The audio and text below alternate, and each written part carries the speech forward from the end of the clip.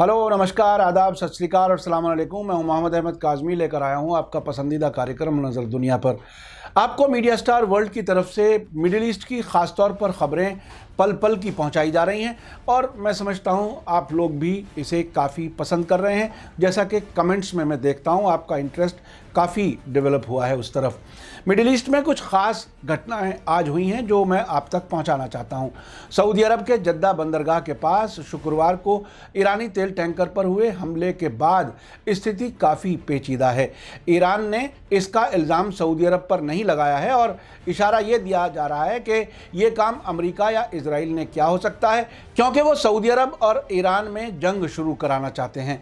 ये सब ऐसे वक्त में हो रहा है जबकि पाकिस्तान के प्रधानमंत्री इमरान खान तेहरान पहुंचने वाले हैं। ऐसा बताया जा रहा है कि सऊदी अरब के क्राउन प्रिंस मोहम्मद बिन सलमान ने उनसे कहा है कि वो ईरान और सऊदी अरब के बीच में मीडिएशन का काम करें। ऐसा ही उन्होंने इराक़ के प्रधानमंत्री से भी कहा है, जो अपनी तरह से कोशिश कर रहे हैं। ख़बर में आगे बढ़ने से पहले आपसे गुजारिश है कि अगर आप YouTube पर देख रहे हैं तो सब्सक्राइब कर लें और अगर फेसबुक पर देख रहे हैं तो हमारा पेज फॉलो कर लें और लाइक करना ना भूलें, ताकि आपको हमारी हर एक वीडियो की खबर सही वक्त पर मिल सके। और अगर आपको हमारी खबर अच्छी लगे तो व्हाट्सएप, फेसबुक, इंस्टाग्राम और ट्विटर पर इसे शेयर भी कर लें।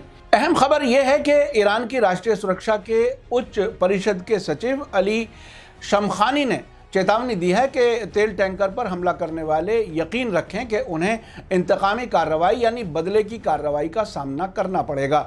ईरान की खबरों की वेबसाइट पारस टुडे के मुताबिक उन्होंने कहा है कि लाल सागर में ईरानी तेल टैंकर पर हुए हमले के बारे में उन्होंने कहा कि अंतर्राष्ट्रीय जल क्षेत्र में किसी भी प्रकार की शरारत या उकसावे की कार्रवाई का जवाब ज़रूर दिया जाएगा।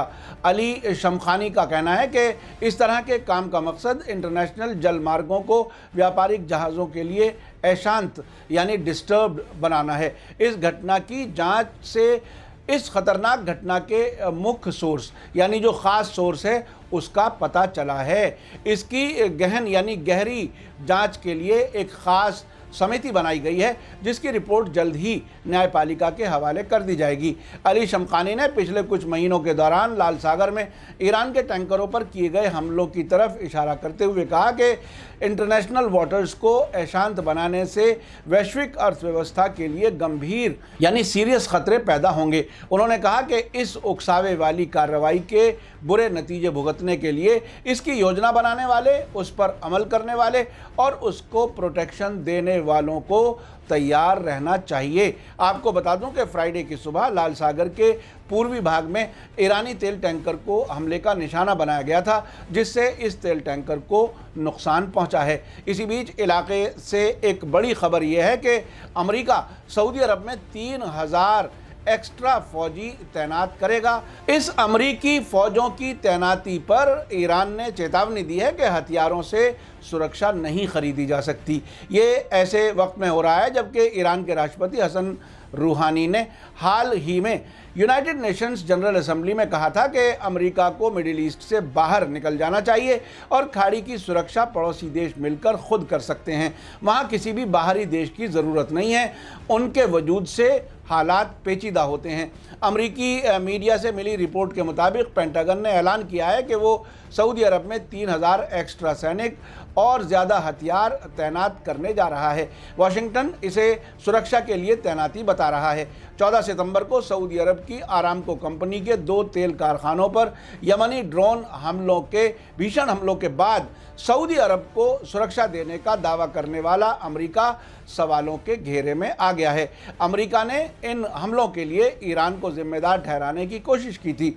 अमेरिकी रक्षा मंत्री मार्क एस्पर का कहना है कि सऊदी अरब की सुरक्षा बढ़ाने के लिए पेंटागन 3000 एक्स्ट्रा फौजी और पैट्रियट मिसाइलों की 2 इजाफी बैटरियां तैनात करने जा रहा है।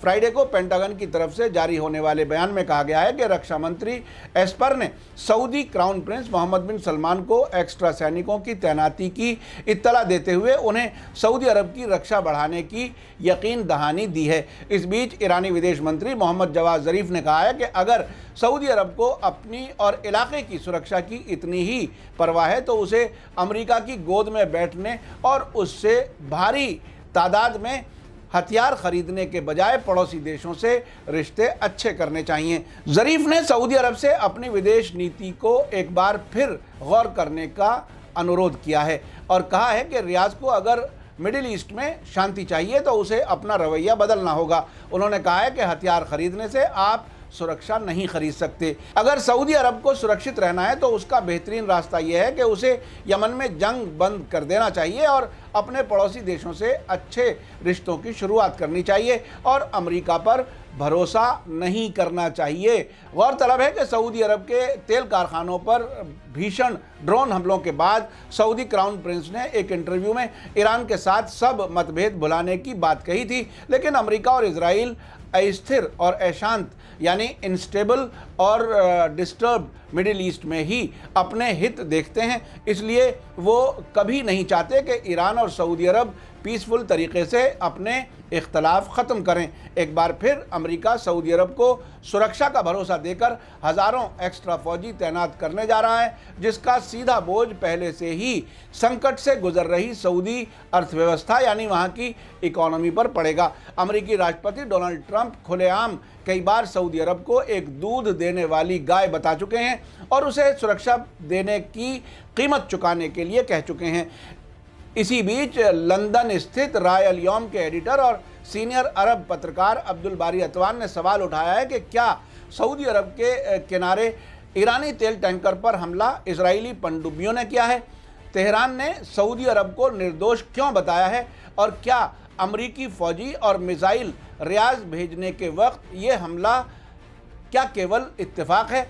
उन्होंने आगे कहा है कि वे नहीं समझते कि यह सिर्फ इत्तेफाक है कि 20 लाख बैरल तेल लेकर सीरिया जाने वाले ईरानी तेल टैंकर पर हमला होने के साथ ही अमेरिकी रक्षा मंत्रालय पेंटागन ने ऐलान किया है कि अमेरिकी थार्ड और पैट्रियट मिसाइल सिस्टम और कई हज़ार सैनिक सऊदी अरब भेजे जा रहे हैं। उन्होंने आगे कहा है कि यह बिल्कुल जाहिर है कि खाड़ी के इलाके में और लाल सागर के इलाके में टकराव और लड़ाई के हालात बन रहे हैं। सऊदी अरब के बक़ैक़ और खुरैस तेल कारखानों पर 20 मिसाइलों और ड्रोन विमानों से होने वाले बड़े हमले ने दरअसल इस इलाके में बैलेंस ऑफ पावर और स्ट्रेटेजिक समीकरण बदल दिए हैं। ईरान के सबीती तेल टैंकर को सऊदी अरब के जद्दा शहर के सामने लाल सागर में 2 मिसाइलों से निशाना बनाया गया। ये अपनी तरह का पहला हमला है क्योंकि हालिया महीनों में जितने भी तेल टैंकरों पर निशाना बनाया गया है उनमें एक भी ईरानी नहीं था। ईरान की तेल कंपनी ने जो इस तेल टैंकर की मालिक है इस बात का खंडन किया है, यानी इसे रिजेक्ट किया है कि ये हमले सऊदी अरब की सीमा से किए गए होंगे। यहीं से इस बारे में कई सवाल खड़े हो जाते हैं कि ये हमला किसने किया है। अतवान ने आगे कहा है कि कुछ अटकलें हैं कि ये हमला इजरायली पनडुब्बी से किया गया है। इजराइल ने ईरानी तेल टैंकर पर 2 मिसाइल फायर करके खुली चुनौती दे दी है। इस हमले के बाद टैंकर को अपना रास्ता बदलकर खाड़ी लौटना पड़ा। पिछले बरसों के दौरान इजराइल ने सीरिया के अंदर कई बार ईरानी फोर्सेस पर मिसाइल और हवाई हमले किए हैं, इसलिए ये पॉसिबिलिटी है कि उसने हमलों का दायरा बढ़ाकर लाल सागर में और शायद बाद में खाड़ी में हमले शुरू कर दिए हों। एक ख्याल ये भी जाहिर किया जा रहा है कि इस हमले में अमरीकी नौसेना लिप्त हो सकती है, जिसने ओमान सागर में सऊदी अरब, इमारात और नॉर्वे के 6 तेल टैंकरों पर होने वाले हमले का बदला लेने की कोशिश की होगी। ईरान अमेरिका का ड्रोन विमान ग्लोबल हॉक भी गिरा चुका है।